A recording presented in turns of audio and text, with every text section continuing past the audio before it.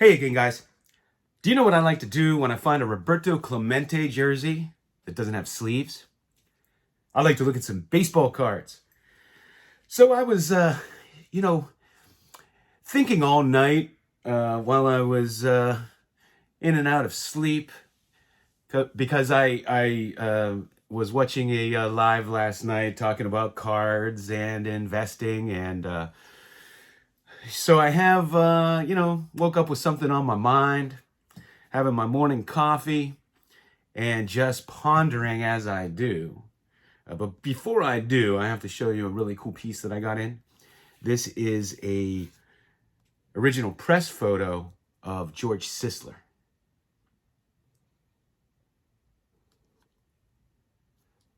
Really cool, unique photo. Haven't seen another one like it. So I wanted to talk about what is a collector, because when I go on these lives or I watch videos talking about collecting, investing, whatever in cards, it's like collectors don't always seem to understand the investor mentality, and investors don't always seem to understand the collector's mentality. And there's always comments essentially saying that everybody cares about the price of their cards, and if they don't, they're lying. And that is because people who are not collectors don't get it. They don't get it. When I was a little kid going to the flea market trying to buy cards, if I had $7 in my pocket, a card was more important to me than that $7. And as we grow up, that's what happens. You buy things because the thing you're buying is more important to you than the money. You'd rather have the thing you're buying than you would the money. And you're not always hoping to get more money later when you buy that. For instance, maybe you always wanted to have a BMW 3 Series. And I use this example, and it's kind of funny, the response I get. So if you had a dream car, and you always wanted that car, well, when you go buy that car, you want that car more than the money you're spending on it. Obviously, you'd rather have that car. Now, you don't go buy that car and then, I'm going to drive it for 5 years and sell it for twice as much later. That's not how it works. And when I use that example, people are like, oh, well, if it's a Ferrari, you could sell it for more, No, that's not what I'm saying. That's not what I'm saying. Sometimes you buy things because what you're buying is more important to you than the money you're spending on it. If I go out and I buy, I'm treating myself to a fantastic filet mignon dinner, I don't expect to poop it out the next day and sell it back and get my money back. That filet mignon dinner that night was more important to me than the money that I spent on it. Here's the difference between investing mentality and collector's mentality. For an investor, they'll say things like, I'm buying this card, and I'm gonna sell it and buy a Tesla. For collectors, they're like, oh, I want a Tesla, I'm gonna sell that and buy me a 52 Mickey Mantle. When we collect, sometimes it's not always about the money. Sometimes we would rather have that card than we would the money we paid for that card. Now, I looked it up because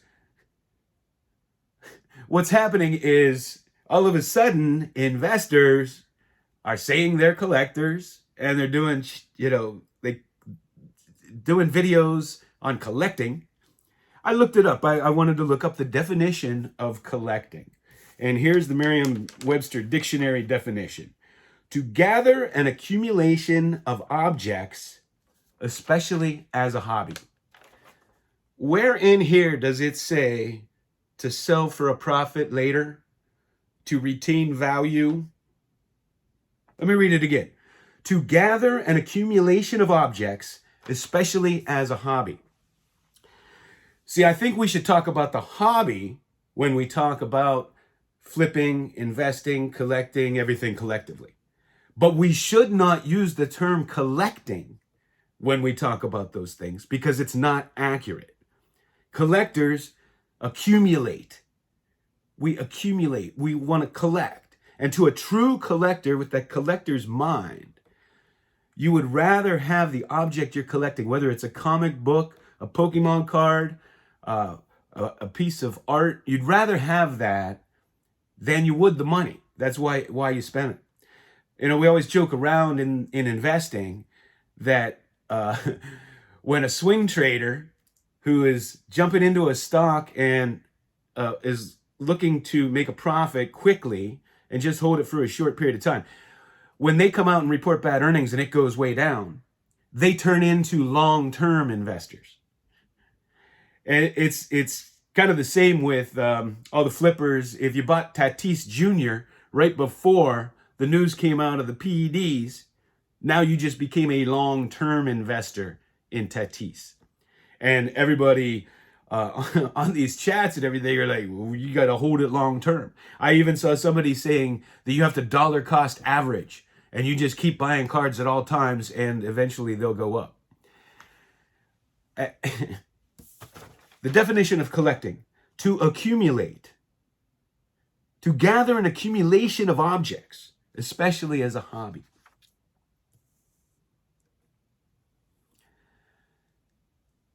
That's what collecting is. And not everybody understands the collector's mindset. I get that. But collecting is gathering things. And to a collector, you'd rather have that special card or cards than you would the money that you spent on them. Now, it's fine, you know, we all want, right? You all want, when you spend money on things your whole life, you want to know that you could get money out of them if you needed to. You want to know that your family would get something. Of course, we all get that. You know, when you buy your home, if you're buying your home that you want to live in, that home's more important to you than the money you're spending on it. But we all know that over time, you know, it's probably going to retain or go up, you know, based on historical evidence that someday, if your kids inherit or whatever, of course they could make money on it. But that's not the reason that you buy a house, your dream house to live in, that you want to live in. And so I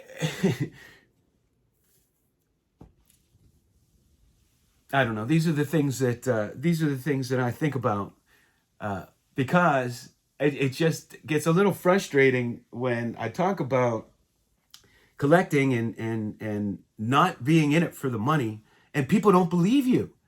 And they don't believe you because they themselves don't think that way. You know, just because you're holding a card for 2 or 5 years doesn't make you a collector. You're doing it just because the opportunity is not right to sell now. And that's fine. That's fine. We need all kind of people in the hobby. We need dealers. We need people who want to flip them so that we have access to cards. But it's a different mindset, and it's kind of a different hobby. And everyone should understand that there are people that only see money when they see cards. But then there are people like me who truly, you know, I'm willing to give up that money for the card that I want. And us collectors and the collector mindset, you know, we justify it, right? And I do that with my wife. Like, I like to keep at least 2 years worth of my payments in cash, just in case anything happens, we lose income, whatever. And then I invest the rest to get income. But for cards, for me, if I'm, you know, my disposable income that I where a card is more important than the money, I'm buying that card because I want the card. because that card is more valuable to me than the money I'm spending on it. And that's one reason that I don't spend big money on cards, right? Like I'm not one to spend $10,000 on a card.